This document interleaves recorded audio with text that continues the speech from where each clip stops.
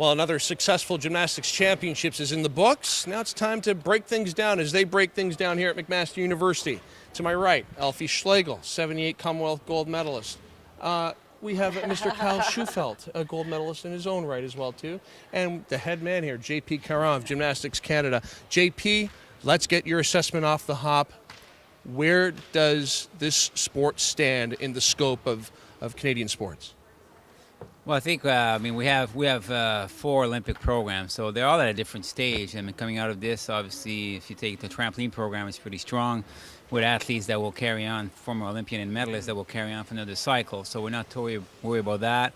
Our men's team is in a good stage. I mean, obviously, we're lucky that we have a core of 4 guys that were part of our program before, and 3 that went to the Olympics. Then we're adding Casey Sandys to that group, and we have some good juniors, or young seniors coming up. So, and then on the women's side, as every Olympic cycle, you got to start to rebuild with some young athletes. It's a quick process. So this was the first time for us to really look at, from a novice, junior, and senior perspective, what are the potential, and how can we build a team that hopefully will qualify Canada again for the 2012 game.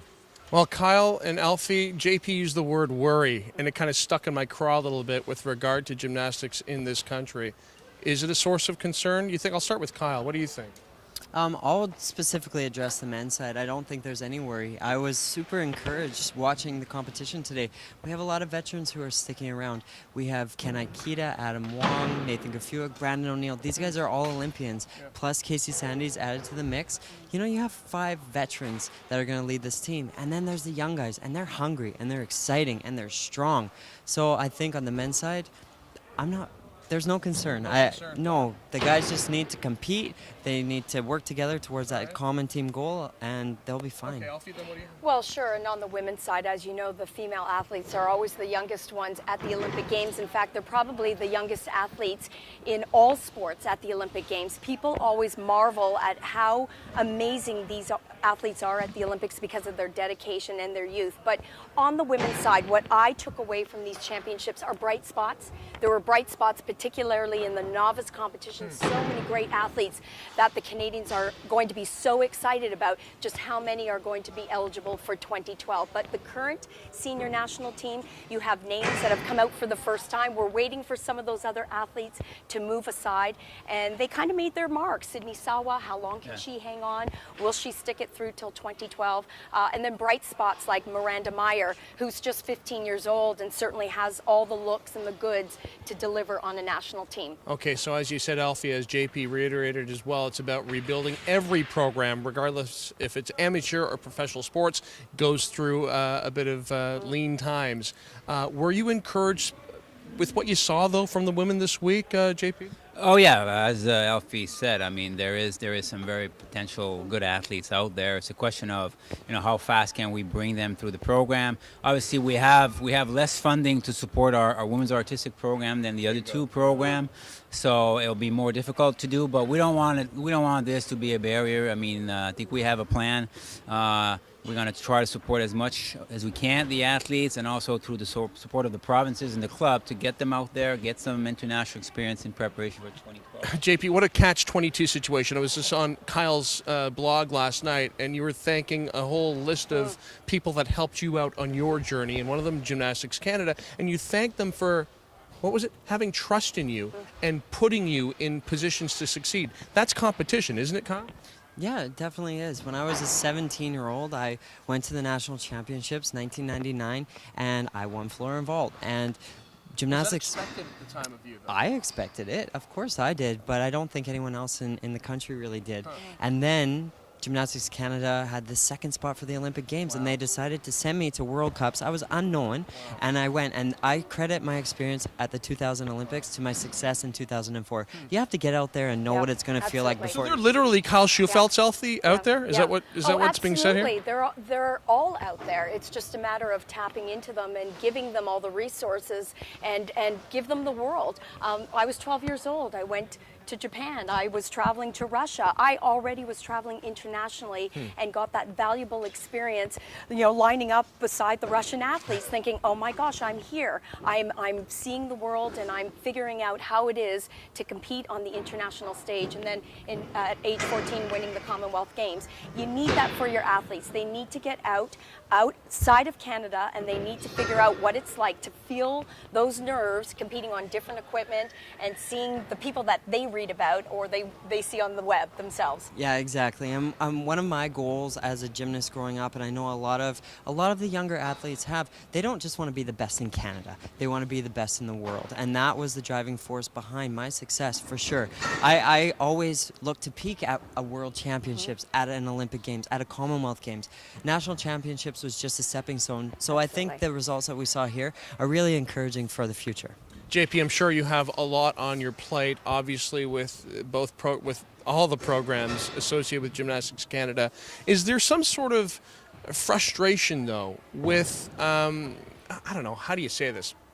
A lack of attention, basically, to the sport. Is there frustration? Well, yes and no. I mean, I think the situation has changed quite a bit with Kyle's performance in 204. Really, yeah, but you can't go out to dinner on that, much longer, right? Or can you? I mean, yeah, well, I mean, we're gonna try. I mean, obviously he's becoming an ambassador for the sport, so obviously we're pleased that Kyle will stay involved with our program. And I mean, he'll, everybody knows his face. Everybody knows it's Kyle. So now he's gonna be the face of gymnastics in Canada, hopefully for a long time. And with all the other athletes coming up, I mean, Brandon O'Neill, is well known internationally, and I think building up towards 212, we just got to keep working on promoting the sport, create more awareness. Sure. I mean, women's artistic, men's artistic, trampoline, they have a profile.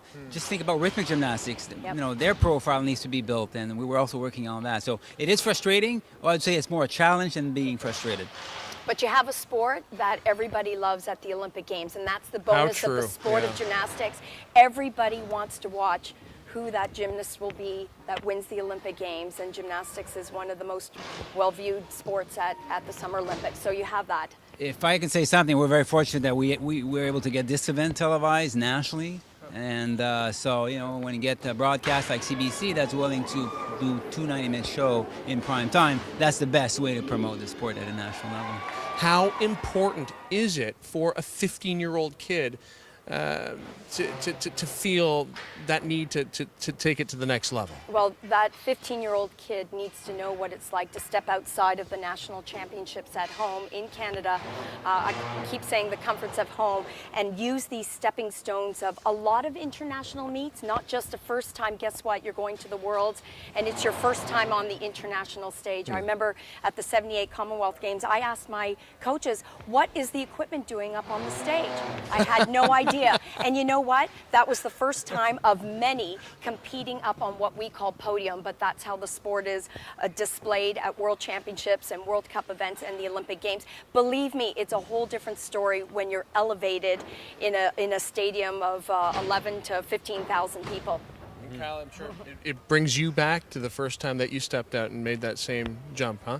Yeah, most definitely. My first international competition was in '96. I was 14 years old. It was in Austria and Hungary. It was just an invitational meet, but it was like, I'm going and I'm representing Canada. Wow. And I felt so much pride having the maple leaf. And it was building from there. I think on the men's side right now, a lot of the guys are going to the international meets, and it's also the training camps. It's getting together as a group. When you have the American women are a great example. These girls are getting together once a month, and they're just training. And if you're not ready, you don't go to camp. But if you don't get an international assignment unless you're ready. So to get the whole group together, the coaches working together, the gymnasts working together, that's why the men's team's been so successful, is because we work together. We share our secrets.